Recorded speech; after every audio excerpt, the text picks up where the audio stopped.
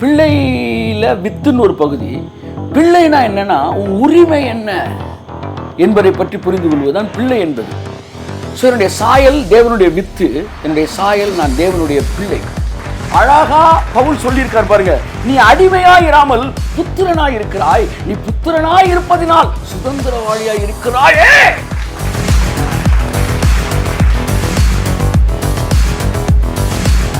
அடிமைனா என்ன, புத்திரன்னா என்ன? அடிமைனா உன்னை செஞ்சுட்டு அந்த செஞ்சதுக்காக உன்னை வாங்குறான் பாருங்க, அவனுக்கு பேர் அடிமை. ஆனா புத்திரன்னா ஒண்ணுமே செய்யாம அப்பாட்ட வாங்குறான் பாருங்க, அவனுக்கு பேர் புத்திரன். கை தட்டுங்க. ஆமென், பிரைஸ் தி லார்ட், ஹalleluya.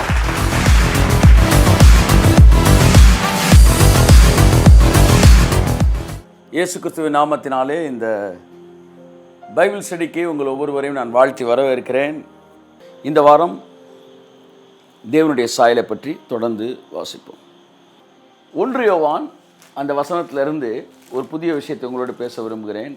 3ஆம் அதிகாரம் 1ஆம் வசனம். நாம் தேவனுடைய பிள்ளைகள் என்று அழைக்கப்படுவதினாலே பிதாவானவர் நமக்கு பாராட்டின அன்பு எவ்வளவு பெரிதென்று பாருங்கள். உலகம் அவரை அறியாதபடியினாலே நம்மையும் அறியவில்லை. ஹalleluya, ஹalleluya, ஹalleluya. God bless you, my beloved brother and sister. நாம் தேவனுடைய பிள்ளைகள் என்று அழைக்கப்படுவதினாலே, நாம் யாராம்? உங்கள் சாயலை புரிஞ்சுக்கங்க, தேவனுடைய பிள்ளை. பாருங்க, இந்த பிள்ளை என்கிற வார்த்தை சொல்லப்பட்டிருக்கிறது. ஆனால் இந்த பிள்ளைன்றக்குரிய டெஃபனிஷன் நமக்கு சரியாக அந்த கோடு அடிக்காம விட்டாங்க. ஒரு பிள்ளைனா யார்? அவன் எதில் இருந்தெல்லாம் விடுதலை ஆயிருக்கிறான், அவனுக்கு எவ்வளவு சுதந்திரம் இருக்கு என்பதை குறித்து சபையானது தம்முடைய பிள்ளைகளுக்கு சொல்லிக் கொடுக்க மறந்து விட்டது. ஆகையால் தான் கிறிஸ்தவம் அடிமைகளால் நிரம்பி விட்டது. இன்னும் எத்தனை மணி நேரம் ஜெபிச்சா கடவுள் பதில் கொடுப்பாரு, இன்னும் எவ்வளவு நம்மளை சாப்பிடாம இருந்தா கடவுள் பதில் கொடுப்பாரு, இன்னும் எவ்வளவு நம்மளை சரீரத்தை ஒடுக்கணும், இன்னும் என்னெல்லாம் செய்யணும், ஒரு அடிமையை மாதிரி என்ன வேலை செய்யணும் சொல்லுங்க அப்பா, நாங்க என்ன செய்யலாம், காலையில் இத்தனை மணிக்கு எந்திரி, இதை செய் அதை செய் என்று சொல்லி அடிமைகளை வளர்த்திருக்கிறது கிறிஸ்தவம். ஆனால் வேதம் சொல்லுகிறது, நீங்கள் தேவனுடைய பிள்ளைகள் என்று அழைக்கப்படுவதினாலே தேவன் நமக்கு பாராட்டின அன்பு எவ்வளவு பெரிதென்று பாருங்கள். தகப்பனுடைய இருதயம் உங்களுக்கு தெரியாட்டி கடவுள் யாருன்னு உனக்கு தெரியவே தெரியாதியா அப்படின்னு ஒரு அழகான செய்தி ஒன்று கொடுத்துருக்குறோம். அதை ஒரு 10,000 பேர் பார்த்துருக்குறாங்க. ஆனால் நீ செய்ய வேண்டிய அடிமைத்தன வேலைகள் என்ன அப்படின்னு பேசினா அது ஒரு 1,00,000 பேர் பார்க்குறாங்க. அது என்னன்னு தெரில, ஏன்னா அவன் அடிமை ஆகிறதுக்கு தான் விரும்புகிறான். அப்பாவோட அன்பு அப்படின்னு பேசினா அவனுக்கு புரியல. கர்த்தர் உங்கள் கண்களை திறக்கணும். உங்களுக்கு புரிஞ்சிருக்குன்னா நீங்கள் ஒரு விசேஷித்த கிருபை பெற்றவர்கள், அதில் மாற்றமே கிடையாது, மாற்றமே கிடையாது. புதையல் எல்லார் கண்ணுக்கும் படாதுல, அந்த மாதிரி தான். அப்போ நல்லா கவனிங்க, அப்பாவை பற்றி பேசணும் இதே வசனத்தை வச்சு. இப்போ நான் பிள்ளையை பற்றி பேச விரும்புகிறேன் இதே வசனத்தை வச்சு. நீங்கள் தேவனுடைய பிள்ளைகள் என்று அழைக்கப்படுவதினாலே தேவன் நமக்கு பாராட்டின அன்பு எவ்வளவு பெரிதென்று பாருங்கள். பிள்ளை அப்படின்னா யாரு அப்படின்னு நீங்கள் புரிஞ்சுக்கிட்டீங்கன்னா உங்கள் லைஃப்னா என்ன அப்படின்ட்டு நீங்கள் புரிஞ்சுக்குவீங்க. அதை மட்டும் தான் நீ பேசணும். வித்து வேற, பிள்ளை வேற. நல்லா புரிஞ்சுக்காங்க. வித்து தானே சார் பிள்ளை அப்படின்னா ரெண்டுமே ஒன்று. ஆனால் வித்துன்ற தலைப்பில் பேசும்போது சயின்டிஃபிக்காக நீங்கள் பிள்ளையா இருக்கும்போது உங்கள் குணங்கள் என்ன மாற்றங்கள் நடக்குது, உங்கள் சரீரத்தில் என்ன அற்புதங்கள் நடக்குது, உங்களுக்குள்ள ஆரோக்கியம் எப்படி கிரியை செய்யுது, உங்களுக்குள்ள அவருடைய குணங்கள் எப்படி கிரியை செய்யுது, உங்களுக்குள்ள அவருடைய சாயல் எப்படி வேலை செய்கிறது என்பதையெல்லாம் பார்ப்பது தான் வித்து. அதாவது குரோமோசோமு, டிஎன்ஏ, ஜீனு, இந்த மாதிரி விஷயங்கள் எல்லாம் பார்க்குறோம் பார்த்தீங்களா. அது ஒரு வித்தில் என்னெல்லாம் வேலை நடக்கும், அப்போ எனக்குள்ளே என்னெல்லாம் நடக்குது அப்படின்றது வித்தை பற்றி பார்ப்போம். பிள்ளையில் வித்துன்னு ஒரு பகுதி. பிள்ளைனா என்னன்னா உன் உரிமை என்ன என்பதை பற்றி புரிந்து கொள்வதுதான் பிள்ளை என்பது. ஸோ என்னுடைய சாயல் தேவனுடைய வித்து, என்னுடைய சாயல் நான் தேவனுடைய பிள்ளை. ஆமேன். நான் பிள்ளையாக இருக்கும்போது என்னுடைய உரிமை என்ன என்பதை பற்றி இன்றைக்கு நான் பேச விரும்புகிறேன். ஆமேன். கர்த்தர் தான் நம்மை ஆசீர்வதிப்பார். என் அன்புக்குரியவர்களே, வித்து என்பது அறிவியல் பூர்வமான மாற்றங்கள், பிள்ளை என்பது உரிமை. இப்போ தேவனுடைய பிள்ளையில் 2 விஷயம் இருக்குது. ஒன்று வித்து, இன்னொன்று உரிமை. வித்துனா அறிவியல் பூர்வமான மாற்றம், உங்கள் சரீரத்தில் ஏற்படுற மாற்றங்கள். அதான் சொல்கிறார், நீங்கள் எனக்கு பரிசுத்த ஜாதியாக இருப்பீர்கள் அப்படின்றாரு. இருக்கணும்னு தானே சொல்லணும், இருப்பீங்கன்றாரு. அப்படின்னா என்ன அர்த்தம்? ஒரு நாய்க்குட்டியை வாங்கும்போது அந்த விற்கிறேன் சொல்கிறான், சார் இன்னும் ஒரு வாரத்தில் குலைச்சிரு சார்ன்றான். எப்படி சார் குலைக்குன்னு சொல்றீங்க? அது நாய் சார், குலைக்க தான் சார் செய்யுன்றான். அப்போ பாருங்க, அந்த என்ன கில்லரு என்னப்பா அந்த நாய் பேர் என்ன, சில நாயெல்லாம் ஃபெரோசியஸ் டாக்கு அப்படின்றாங்க பார்த்தீங்களா. அந்த ஃபெரோசியஸ் டாக்ஸ்லாம் என்ன செய்யணும், வந்து கழுத்தை கடிச்சிரும். சில டாக்ஸ் வந்து நல்லா வந்து நம்ம வந்து பெட்டாக இருக்கும். இந்த என்னது வாட்ஸ் தட், இந்த பொமேரியன், இந்த மாதிரி இதெல்லாம் ராக் வில்லர் அதெல்லாம் வந்து ஒரு மாதிரி அது மாடு மாதிரி இருக்கும், மண்டே இவ்வளோ பெருசுக்கு இருக்கும். அதை ரோட்டில் வந்து வாயில் கடிவாளம் போட்டு போவாங்க. அதை சின்ன இதாக வாங்கினீங்கன்னா அவன் சொல்லுவான், இன்னும் 5 வருஷத்தில் இன்னும் 3 வருஷத்தில் கடிச்சிருச்சான்றான். ஒருத்தன் தலையவே கடிச்சு எடுத்துருச்சு மெட்ராஸில். அந்த நாய்க்கு வந்து பேன் பண்ணிட்டான் இந்த நாயை. அது குழந்தையா விற்கும் போதே அவன் சொல்கிறான், அதை கடிச்சிருச்சான்றான். எப்படியா நீ கடிக்குன்னு சொல்கிறேன்னா, அது வித்து சார்ன்றான். கையை தட்டுங்க சார் ஒரு. ஆமென். இயேசுக்கு அப்படிதான் சொல்கிறார், நீங்கள் எனக்கு சாட்சிகளாக இருப்பீர்கள், நீங்கள் எனக்கு பரிசுத்த ஜாதியாக இருப்பீர்கள். அப்படின்னா என்ன அர்த்தம்? நீ வித்துடா, நீ அப்படி ஆயிரம் விடாதுல மாற்றமே கிடையாதுடா. அப்போ வித்துன்றது நமக்குள்ள ஏற்படுகிற மாற்றங்களில் எப்படி தானாக வெளிவருகிறது என்பதை புரிந்து கொள்வது தான் வித்து என்பது. பிள்ளை என்னும் போது நீங்கள் உரிமையை புரிந்து கொள்கிறீர்கள், அதுதான் வந்து பிள்ளை என்கிற அறிவு. இப்போ இந்த பிள்ளை வந்து என்றால் நீங்கள் எதிலிருந்தெல்லாம் 3 விஷயத்தை குறித்து இன்றைக்கு உங்கள் மத்தியில் நான் பேச விரும்புகிறேன். அதாவது ஒரு பிள்ளை வந்து எந்தெந்த விஷயங்களில் இருந்தெல்லாம் விடுதலை பெற்றிருக்கிறான் அப்படின்ற பற்றி பார்க்க விரும்புகிறோம். நம்பர் 1, கலாத்தியர் 4ஆம் அதிகாரம் 7ஆம் வசனம் வாசிப்போம். ஆகையால் இனி நீ அடிமையாயிராமல் புத்திரனாய் இருக்கிறாய். இங்க பாருங்க, ஒரு பிள்ளை என்பவன் 3 காரியங்களில் நீங்க நான் பேச போறேன். இந்த 3 விஷயத்துல நீங்க அடிமைப்பட்டிருந்தீங்கன்னா இந்த இரவு வேளையில கர்த்தர் உங்களை விடுவிப்பாராக. நான் சொல்லவா, இந்த செய்தியை கேட்க போகிற கேட்டுக்கொண்டிருக்கிற உங்களில் 80% பேர் இந்த 3ல் 1க்கு அடிமைப்பட்டிருப்பீர்கள். தெரிந்தோ தெரியாமலோ, உங்கள் கான்சியஸ்லையோ சப்கான்சியஸ்லையோ அன்கான்சியஸ்லையோ ஈகோலையோ சூப்பர் ஈகோலையோ எங்கேயோ இந்த 3 விஷயத்தில் ஒரு இடத்துல அடிமைப்பட்டிருப்போம். ஆனால் பிள்ளை என்பதை புரிந்து கொண்டால் அதை வேரோடு தேவன் பிடுங்கி எறிவார். உங்கள் லைஃப் ஸ்டைலே மாறிடும், உங்கள் ப்ரேயர் ஸ்டைலே மாறிடும், நீங்கள் ப்ரே பண்ணுற ஸ்டைலே மாறிடும், நீங்கள் வந்து கடவுளை பார்க்குறது மாறிடும், இந்த உலகத்தை பார்க்குறது மாறிடும், ஆசீர்வாதங்களை சுதந்திரிப்பது ஸ்டைல் மாறிடும். இந்த 3 விஷயமும் நம்ம லைஃப்பில் வந்து நம்மளை வந்து ஒரு பாண்டேஜுக்குள்ளே வச்சுருக்கு. ஆனால் பிள்ளைனா யாருன்னா இந்த 3லேருந்து விடுதலையானவன். 1 கலாத்தியர் 4:7 சொல்லுகிறது, வாசிப்போம். 3 விஷயங்களிலிருந்து பிள்ளை என்கிற வார்த்தை நம்மை விடுதலையாக்குகிறது. வாசிப்போம். ஆகையால் இனி நீ அடிமையாயிராமல் புத்திரனாய் இருக்கிறாய். நீ புத்திரனேயானால் கிறிஸ்து மூலமாய் தேவனுடைய சுதந்திரனாயும் இருக்கிறாய். ஆமென். கரங்களை தட்டி கர்த்தருக்கு நன்றி சொல்லுவோம். நீ அடிமை அல்ல, நீ புத்திரன். புத்திரன் அப்படின்னா என்ன? பைபிள் சொல்லுது, புத்திரனாய் இருக்கிறதுனால் சுதந்திரவாளியாய் இருக்கிறாய். சுதந்திரம் என்றால் உரிமை. இப்போ பாருங்க, இன்னைக்கு கிறிஸ்தவர்கள் 100ல் 90 பேர் பிள்ளைன்னு சொல்லுவாங்க, ஆனால் அவங்க அடிமைகளாக தான் இருக்கிறாங்க. எப்படி சார் நீங்கள் அடிமைன்னு சொல்கிறீங்க? அடிமைனா என்ன, புத்திரன்னா என்ன? அடிமைனா ஒன்றை செஞ்சுட்டு அந்த செஞ்சதுக்காக ஒன்றை வாங்குறான் பாருங்க, அவனுக்கு பேர் அடிமை.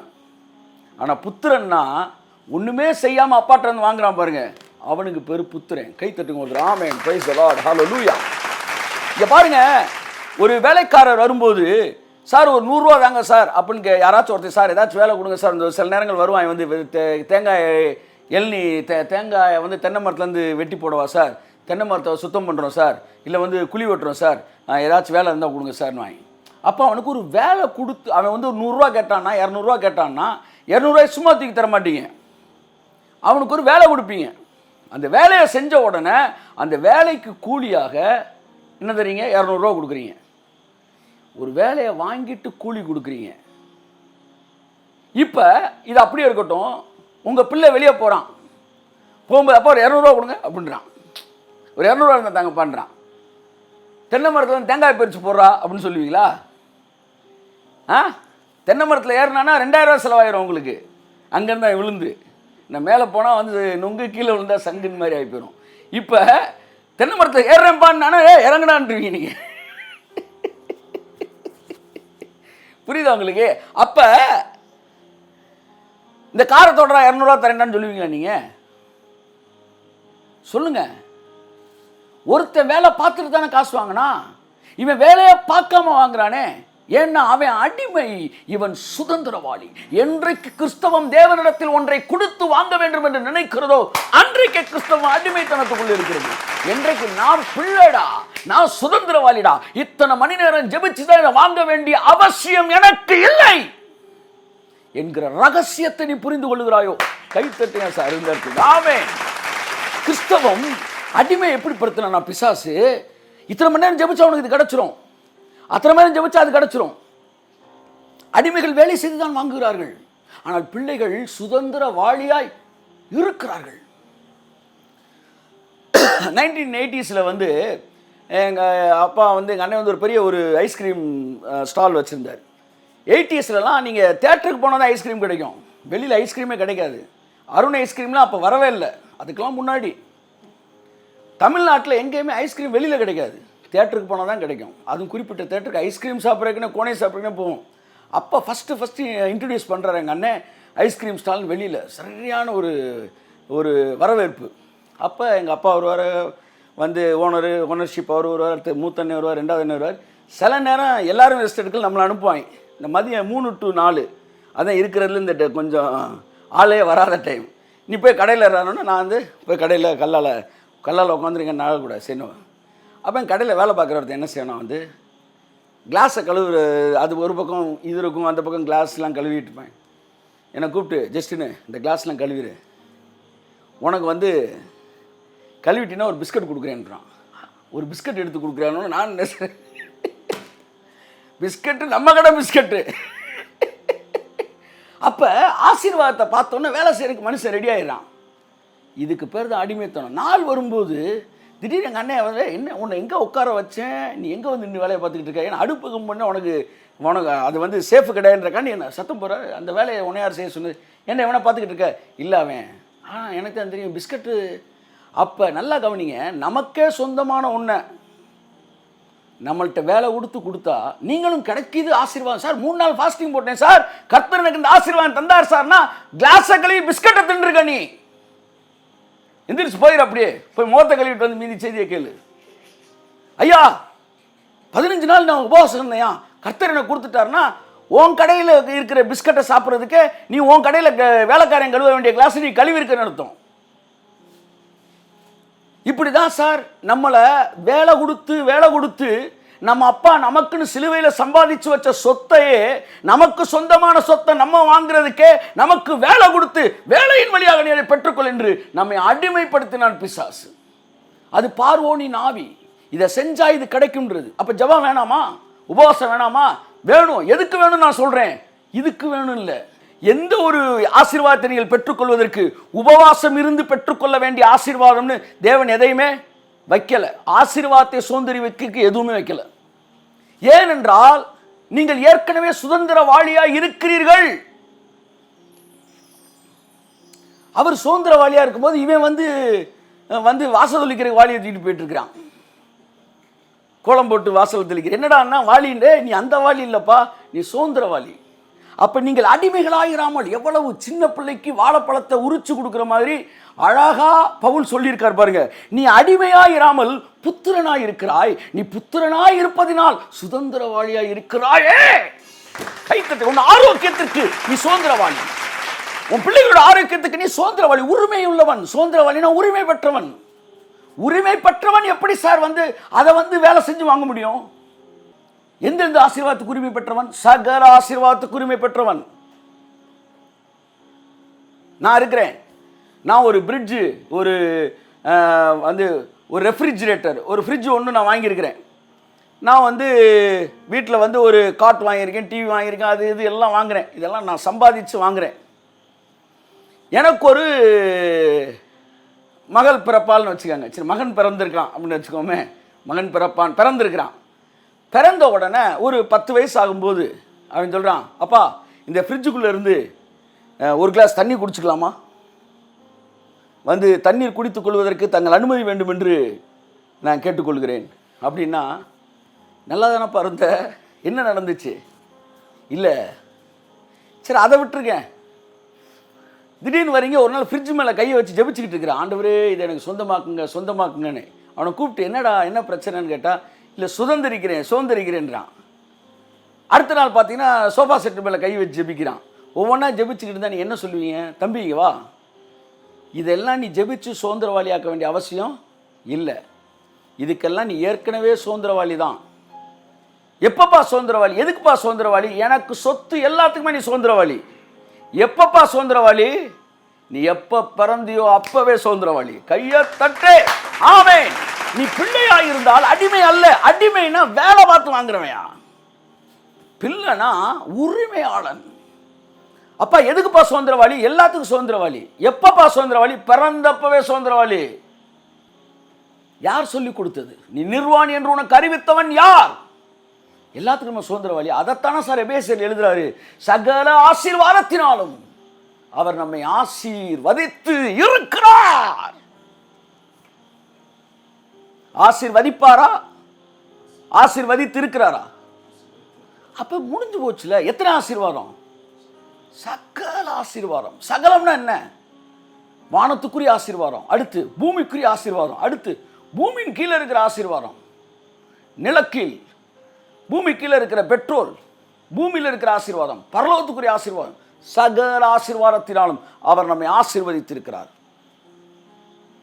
நான் பிள்ளையா இருந்தால் நான் சுதந்திரவாளியா இருக்கிறேன். நான் அடிமை அல்ல.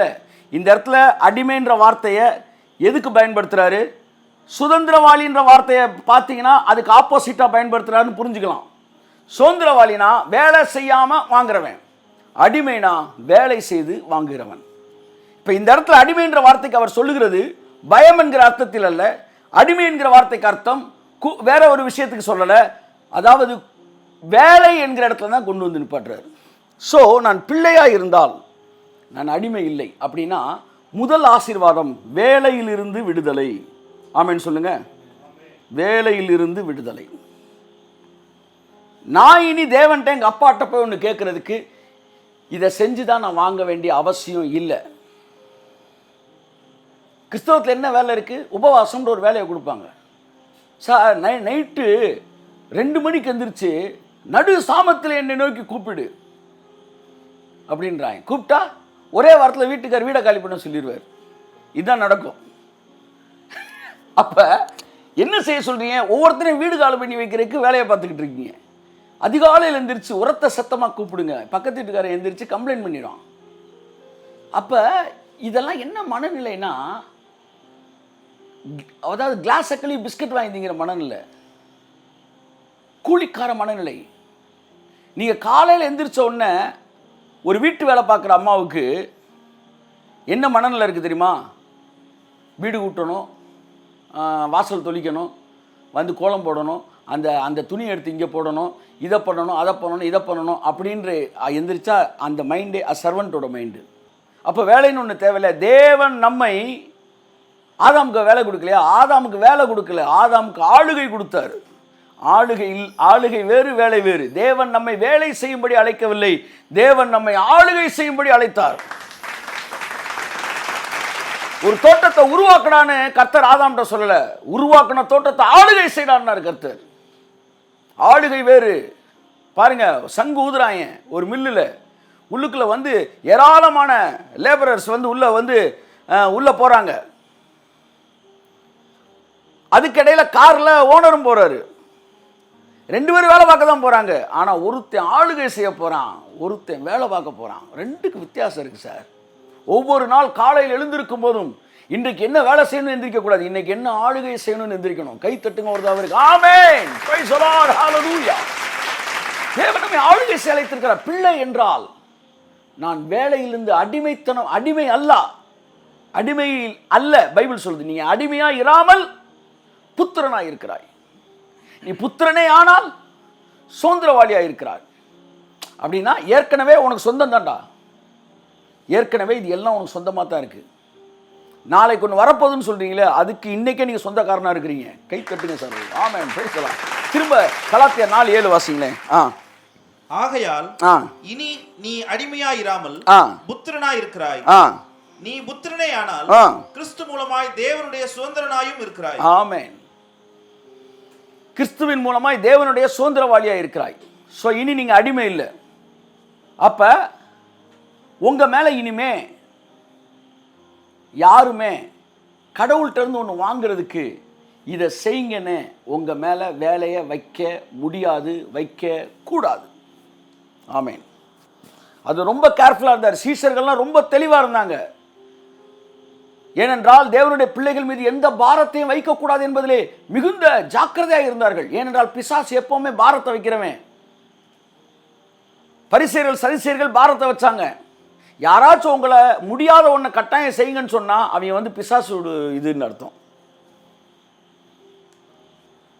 கடவுள்கிட்ட ஒன்று வாங்குறதுக்கு தேவன்கிட்ட ஒன்று வாங்க ரொம்ப முக்கியம். நீ பாட்டு வேலை பார்க்குற இடத்துல போய் முடியாது சொல்கிறார், நீ பிசாசாக இருக்கிறாயின்றாங்க. அப்போ உனக்கு வந்து எது ஈஸியாக இருக்கோ அதை போய் பார்ப்பான்னு அனுப்பிச்சுட்ருவாப்புல. இல்லை நீங்கள் ஈஸியாக இருக்கிறப்பா கூட போகலாம், தப்பும் கிடையாது, தப்பும் கிடையாது. இப்போ என்ன சொல்கிறேன்னா, தேவன்கிட்டேருந்து ஒன்றை வாங்குறதுக்கு நீங்கள் பாரமான ஒன்றை உங்கள் மீது சுமத்துகிற ஒரு நபர் பிரசங்கிப்பாரானால் அவரல்ல, அவருக்கு பின்பாக ஒரு பிசாசு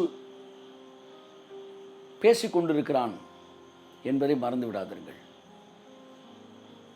பரிசேரும் சதிசேரும் அதை செஞ்சாங்க. அதான் இயேசு அவங்கள பார்க்கும்போது கொதறி எடுத்துட்டாரு. ஏன்னா என் பிள்ளைடா, என் பிள்ளை என்கிட்ட வந்து ஒன்று வாங்கிக்கிறதுக்கு இன்னொருத்தன் போய் வேலை பாருன்னு சொன்னால் எப்படி இருக்கு எனக்கு சொல்லுங்கள். பிள்ளைனா வேலையிலேருந்து விடுதலை.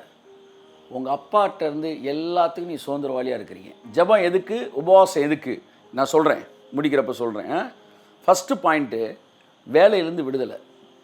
பாரமான எதையுமே உங்கள் மேலே தேவன் வைக்கவே மாட்டார். இதை செஞ்சாதான் இவனுக்கு இது சுதந்திரம்னா நீங்கள் பிள்ளையே இல்லை சார். சார் உங்களுக்கு 2 பிள்ளை இருக்குது சார், ஒன்று நல்ல பையன் ஒருத்தன் கெட்ட பையன் சார். 2 பேரும் என்ன செஞ்சுட்டாங்க, வந்து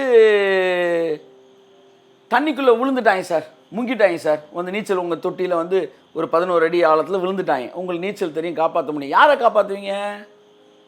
நல்ல பையனா கெட்ட பையனையா? இது என்ன சார் கேள்வி? 2 பிள்ளையும் தான் காப்பாற்றுவேன். அப்படி வா வலிக்கு, அப்படி வா வலிக்கு. தேவன் உங்களை காப்பாற்றுறப்ப நீங்கள் நல்லவனா கெட்டவனான்னு பார்க்குறதில்ல, நீ என் பிள்ளைடான்னு தான் பார்க்குறாரு. அதான் பிள்ளை. அதனால் நீங்கள் வந்து அடிமைத்தன மனநிலேருந்து வெளியே வாங்க, வெளியே வாங்க. இந்த 2 கண்ணில் எந்த கன்றா வேணும்னு கேட்டால் என்ன சொல்லுவீங்க? நல்லா பாருணுவீங்க. தனியாலாம் வந்திருக்கேன், நல்லா பாருணுவீங்களா? 2 கண்ணில் எந்த கண்ணு வேணும்னா 2 கண்ணு வேணும் சார். அப்படித்தான் ஒரு அப்பாவுக்கு 2 குமாரன் தான், ஒருத்தன் நல்ல பிள்ளை ஒருத்தன் கெட்ட பிள்ளை. ஆனால் 2மே குமாரன்டான்றாரு. சார் நீங்கள் பிள்ளைன்ற வார்த்தையை ஊற போடணும், நல்லா ஊறணும். கிறிஸ்தவம் வந்து இது வேற இருக்க பார்த்தது. இயேசு நாமத்தில் கடிந்து கொள்கிறேன். ஊறணும், நாட்டி நரம்பெல்லாம் ஊறணும். எனக்கு என்ன உரிமை இருக்கு இந்த பூமியில் குய்யோமியோன்னு கத்தி கத்தி வாங்கி ஒன்று அனுபவிக்கிறதுக்கு தேவன் என்ன படைச்சாரா? இல்லை. நான் இயேசுவை சொந்த இரட்சகராக ஏற்றுக்கொள்ளும் போது சகல விதமான ஆசீர்வாதத்தினால் நான் ஆசீர்வதிக்கப்பட்டிருக்கிறேன். எனக்கு இல்லை என்று சொல்ல பரலோகத்துக்கு உரிமை இல்லை. எனக்கு பரலோகம் ஒன்றே இல்லை என்று சொல்ல முடியாது. இந்த பூமியில் மட்டுமல்ல, அண்ட சராசரங்களுக்கும் நான் அதிகாரமுடையவனாக இருக்கிறேன். காரணம், சொந்த இரத்தத்தினால் என்னை மீட்டு எடுத்திருக்கிறார். சாதாரண பிள்ளை இல்லை சார், நல்லா கவனிங்க. நான் அவருக்கு வந்து இயேசு ரத்தம் சிந்துறதுக்கு முன்னாடியே நான் பிள்ளை தான். ரத்தம் சிந்தினால நான் பிள்ளை கிடையாது, நான் பிள்ளைன்றனால ரத்தம் சிந்தினாரு. அப்படியே கையை தட்டுங்க ஒரு தடவை. ஆமென். ஒரு தடவை கேட்டேன், இயேசு வந்தனால தான் நீங்கள் என்ன நேசிச்சிங்களா ஆண்டவரே? பிதாவே, இயேசு வந்தனால தான் நீங்கள் என்ன நேசிச்சிங்களா? இல்லைடா, உன்னை நேசிச்சனால தான் இயேசுவே அனுப்புனேன்னாரு. அவ்வளோ ஒரு அன்பு அவருக்கு. உங்களை படைச்சதே அவர் தானே, அப்போ அவர் தானே அப்பா உங்களுக்கு. அதுக்கப்புறம் நீங்கள் தொலைஞ்சு போனீங்க, கரையம் கொடுத்து மீட்டு கொண்டார். ஒரு பையன் ஒரு படகு செஞ்சிருந்தான், அவனே செஞ்சான், கஷ்டப்பட்டு செஞ்சான். ஏற்கனவே நான் சொல்லியிருக்கேன், தெரியாதவங்களுக்கு சொல்கிறேன். அந்த படகை வந்து ரொம்ப ஆர்வமாக வச்சுருந்தான். ஒரு நாள் ஒரு வெள்ளம் வந்தது, எல்லா வீடுகளுக்கு பொருளையும் அடிச்சுட்டு போச்சு. இவன் படகும் போயிடுச்சு. ரொம்ப அழுதான். அப்புறம் வெள்ளம் தண்ணியெல்லாம் வடிஞ்சதுக்கப்புறம் வீடுகள் மறுபடியும் குடியேற்றப்பட்டது. திரும்ப குடிசைகள் போடுறாங்க, திரும்ப வந்து குடியிருக்கிறாங்க. திடீர்னு அறிவிப்பு வருது, வெள்ளத்திலே கண்டெடுக்கப்பட்ட பொருட்கள் எல்லாம் நாங்கள் வச்சுருக்குறோம், விற்பனைக்கு வந்து வாங்கிக்காங்கன்னு. அங்கே போய் பார்க்குறான், அது இது பந்து இந்த என்னென்னமோ இருக்குது. திடீர்னு பார்த்தா இவன் படகு இருக்குது. நம்ம படகுடா, நான் செஞ்ச படகுடான்னு சொல்லி, சார் இது ஏன் படகு சார், தாங்க சார். நான் இது வந்து என்னைக்கு வெள்ளத்தில் போயிடுச்சோ அன்னைக்கு உன் படகாக இருந்தாலும் இனிமேல் உனக்கு தர முடியாது, ஏன்னா இப்போ எங்கள் பொறுப்பில் இருக்குது. ஒருவேளை இந்த படகு வேணும்னா இதுக்குரிய காசை கொடுத்து வாங்கிக்கிறேன். அவன் சொன்னா, சார் என் படகை நான் எப்படி சார் காசு கொடுத்து வாங்குறது? காசு கொடுத்தாப்பா வாங்கணும், இப்போ அது என் படகு பண்ணிட்டாங்களாம். எவ்வளோ சார்னு கேட்டவொடனே இவ்வளோ ரூபான்னு சொன்னோடனே வீட்டில் போய் அவன் உண்டியலில் சேர்த்து வச்சுருந்த பணத்தெல்லாம் எடுக்கிறதுக்கு உண்டியலை உடச்சி காசெல்லாம் என்னென்னு எண்ணி இருக்கிற காசு எல்லாத்தையும் எடுத்துகிட்டு போய் அந்த படகு விற்கிற அந்த காரன்ட்ட கொடுத்து, சார் என் படகு கொடுங்க சார். அவனுடைய சொந்த படகையே அவன் 2வது முறை சொந்தமாக்கி கொள்வதற்கு தன்னுடைய கரையத்தை எல்லாம் கொடுத்து அதை வாங்கினானாம். வாங்கிட்டு வந்து அந்த படகை நெஞ்சோடு அணைச்சிட்டு சொன்னானாம், படகே நீ எனக்கு 1 முறை சொந்தம் அல்ல, 2 முறை சொந்தம். ஒன்று, உன்னை நான் தான் படைத்தேன், ஆகையால் நீ எனக்கு சொந்தம். இன்னொன்று, நீ என்னை விட்டு தூரமாய் போய்விட்டாய், மறுபடியும் என் சொந்த கரையத்தை கொடுத்து உன்னை மறுபடியும் மீட்டுக் கொண்டேன், ஆகையால் நீ எனக்கு 2 முறை சொந்தம்.